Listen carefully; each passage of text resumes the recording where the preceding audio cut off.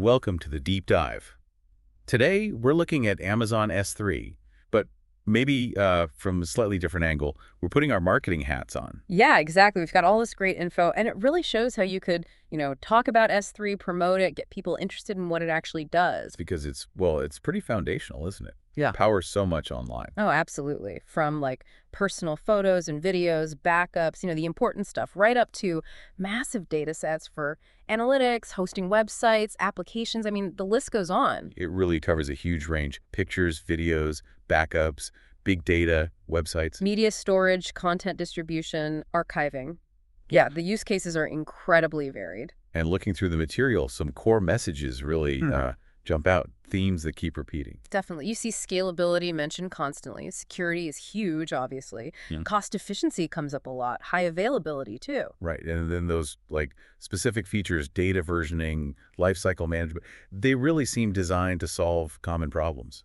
Exactly. So I think our mission here is to kind of unpack those technical strengths, the scaling, the security, the cost, the availability, and translate them into benefits. Yeah. Benefits that make sense whether you're, say, a developer deep in the weeds or a business leader trying to understand the value. We're pulling out the marketing story. Precisely. Finding that compelling narrative within the technical details. Okay, so let's start with maybe the most basic question people might have, especially if they're new to this. How much can you actually store? And the answer seems to be, well, pretty much unlimited, right? That's a huge selling point. Yeah, the sources consistently say unlimited amounts of data storage and retrieval from anywhere. That's a powerful statement. Think about it from a marketing perspective for a growing company. No more worrying about hitting storage caps, planning complex migrations. It just scales. That removes a massive headache. So it's not just the sheer amount, it's also the flexibility. It sounds like it adapts, whether you're storing a few gigabytes for a personal project or, petabytes for millions of users. Enterprise level scale. It handles both ends of the spectrum and everything in between. And you keep things organized using buckets. Yeah, think of them like top level folders or maybe filing cabinets. You can create as many as you need. One for project A, one for backups, one for website assets. Keeps it all tidy. Okay, and here's something really practical I saw mentioned: hosting static websites, like HTML, CSS, JavaScript files directly from S3. Yes. That's a fantastic use case, especially for cost-conscious developers or simple marketing sites. You get incredibly low-cost hosting without needing traditional web servers. No servers to manage. That sounds appealing. It really is. You leverage AWS's infrastructure for reliability and scale, but just for serving those static files. Super streamlined. And that ties into storing large media files too, right? The Yeah. sources mentioned movies, music, videos. Absolutely. For media companies, content creators, anyone dealing with large files, S3 is kind of purpose-built. It handles that type of content really well. Okay, let's shift gears a bit. Cost, always a big factor. S3 seems to have this system, these different storage classes. Can you break that down? Yeah, this is where the cost efficiency angle really shines. It's not one-size-fits-all pricing. You choose a class based on how often you need the data. So like different tiers for different needs. Exactly. You've got S3 standard, that's for your frequently accessed data, stuff you need readily available. Then there's S3 standard infrequent access, or IA.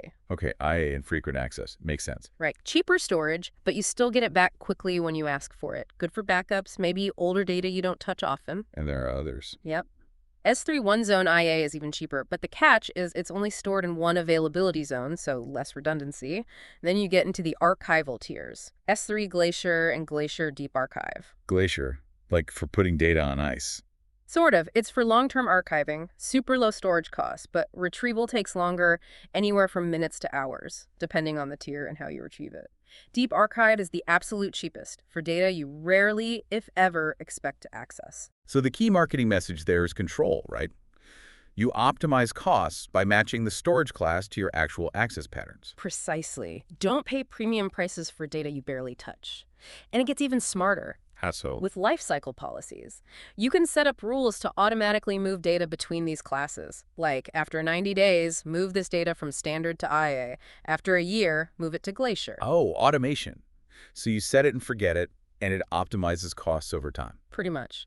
You can even set rules to automatically delete data after a certain period, which is great for managing retention and further reducing costs. And I saw a brief mention of S3 intelligent tiering. Is that related? It is. That's like letting S3 manage some of that tiering for you automatically based on actual usage. If you access something frequently, it stays in a frequent tier. If you stop accessing it, S3 might move it to an infrequent tier to save you money. Huh. So it watches how you use the data and adjusts. Yeah, it optimizes between two tiers automatically. It's about getting cost savings without needing to manually configure complex lifecycle rules, especially if access patterns are unpredictable. Okay, super important topic next. Security. How does S3 lock things down? Security is absolutely fundamental. A big piece is the integration with AWS Identity and Access Management, IAM. IAM, right. That controls who can do what in AWS. Exactly. Think of it as the security guard for your data. IAM lets you create specific users and define precisely what actions they can perform on which S3 buckets or objects, read-only access, full control, maybe just upload permissions.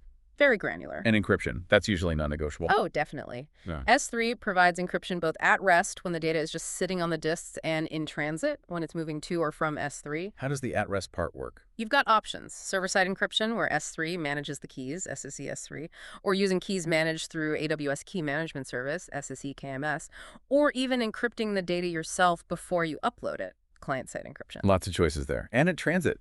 That's typically handled using HTTPS, the secure web protocol. So the connection itself is encrypted, protecting data as it travels over the network. Standard practice, but crucial. The sources also seem to emphasize basic account security, using IAM users, multi-factor authentication, MFA. Absolutely essential. Don't use your main root account for everyday tasks. Create IAM users with limited privileges. And MFA adds that vital extra layer of protection against unauthorized access. It's Security 101 for the cloud. What about permissions on the buckets themselves? I saw bucket policies and ACLs mentioned. Right. Those are more tools in the security toolbox. Bucket policies are powerful JSON-based documents where you can write detailed rules about who gets access to the entire bucket. Access control lists, or ACLs, are a bit older but still used for finer-grained control on individual objects. So multiple ways to control access depending on your needs. And one more thing for security within your AWS network: VPC endpoints. Okay, what's the benefit there? It lets your resources within your private AWS network, your VPC, communicate with S3 directly without going over the public internet. It's like a private, secure tunnel. Better security, potentially better performance too. Right, so it's scalable, cost-effective, secure. But can you actually get your data reliably when you need it? Availability. That's another cornerstone. S3 is designed for 99.99% availability. That's 4 nines. It means your data is highly likely to be there when you go to fetch it. And how do they achieve that? Through redundancy, mainly. When you upload data to S3 in a specific AWS region, it's automatically replicated across multiple physically separate facilities within that region called availability zones, or AZs, usually at least 3. So if one data center has an issue, power outage, flood, whatever, the data is safe in the others. Exactly. The system is designed for that kind of resilience. It provides incredibly high durability, too. They talk about 11 nines, 99.999999999% durability, meaning the likelihood of actually losing data is astronomically low because of that replication. 11 nines. That's a lot of nines. Provides peace of mind, I guess. It certainly does. And there's automatic failover. If one AZ goes down, requests are typically rerouted to another automatically. What about bigger disasters, like a whole region having problems? For that, there's cross-region replication, CRR. You can configure S3 to automatically copy your data to a bucket in a different AWS region. Great for disaster recovery planning and meeting certain compliance needs. Okay, managing all this potentially vast data. Data versioning came up. What's the angle there? Versioning is like a superpowered undo button. When you enable it on a bucket, every time you overwrite or delete an object, S3 keeps the old version. Oh, so if you accidentally delete something critical or save a bad edit? You can just retrieve the previous version. It's saved countless times, I'm sure. From a marketing perspective, it's a safety net against human error or even malicious actions. And lifecycle management, we talked about it for cost, but it does more. Yeah, it's not just about moving to cheaper storage. You can use lifecycle rules purely for data management, like automatically deleting logs after 30 days or archiving records after 7 years to meet compliance rules. Speaking of compliance, there was S3 object lock. Sounds serious. It is. Object lock provides write once, read many, or worm storage. Once an object version is locked, it cannot be overwritten or deleted for a specified retention period or indefinitely. So for legal holds, regulatory requirements where data must not be changed. Exactly that. It helps meet those strict compliance mandates. Okay, performance, getting data in and out quickly, any specific features? Well, S3 itself is generally a performant, but for speeding up uploads, especially over long distances, there's S3 transfer acceleration. How does that work? Magic. Not quite magic, but clever networking. It uses the globally distributed edge locations of Amazon CloudFront, the CDN, to find an optimized path back to the S3 bucket, bypassing potential internet congestion. Right, CloudFront. We mentioned that for website hosting, too. It works as a CDN with S3. Absolutely. You put CloudFront in front of your S3 bucket. CloudFront caches copies of your popular S3 objects at those edge locations closer to your users worldwide. So faster downloads for users everywhere. Yep. Lower latency, better user experience, especially for things like website images, videos, software downloads. Makes sense. Now, how do you keep track of all this? The storage, the costs, the activity, monitoring tools? AWS provides a good suite. Amazon CloudWatch is the main monitoring service. You get metrics on S3 like bucket size, number of requests, data transfer out. And you can set alarms on those metrics. Get notified if costs are spiking or if request rates suddenly drop, things like that. For more detailed activity tracking, you have S3 access logs, which record every request made to your bucket. Like a detailed logbook. Pretty much. And AWS CloudTrail logs all the API calls made to S3, which is crucial for security auditing and compliance. Who did what, when, CloudTrail tells you. What about tracking costs across different projects or teams using S3? That's where S3 tags come in. You can attach labels like project.alpha or department.marketing to your buckets. Like metadata tags. Exactly. Then you can use AWS cost allocation tools to filter and see how much each project or department's S3 usage is costing. Really helps with internal chargebacks or just understanding spending. And there was one more, S3 Storage Lens. Right, Storage Lens gives you this organization-wide visibility.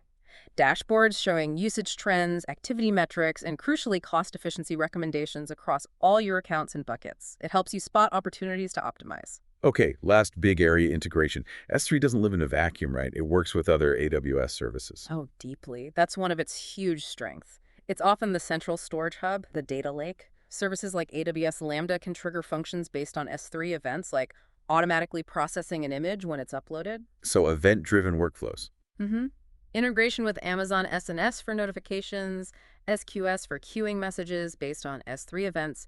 You can query data directly in S3 using Amazon Athena. It feeds big data services like EMR, Redshift, SageMaker for analytics and machine learning. Wow, okay, so it connects everywhere. Pretty much. Excellent. AWS Glue for ETL, AWS Transfer Family, or DataSync for getting large amounts of data into S3 easily.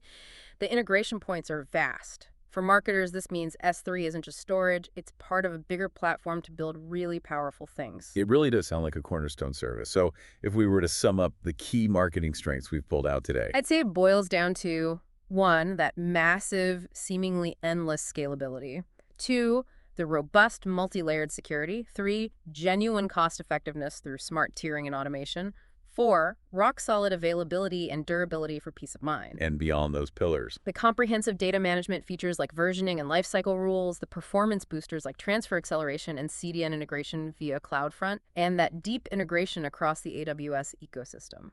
It paints a picture of something incredibly versatile, reliable, handles the basics brilliantly, but also supports really complex workflows. Exactly. From simple file storage to the foundation of sophisticated data analytics pipelines, it really covers the gamut. A true go-to service for almost anyone needing cloud storage. Absolutely. It makes you think. Okay, listener, considering everything we've just talked about, the scale, the cost options, security, availability, all those management tools, how could S3 potentially solve your specific data challenges? Maybe it's time to explore how it fits into your own projects or your company's strategy. Thanks for joining us on this deep dive.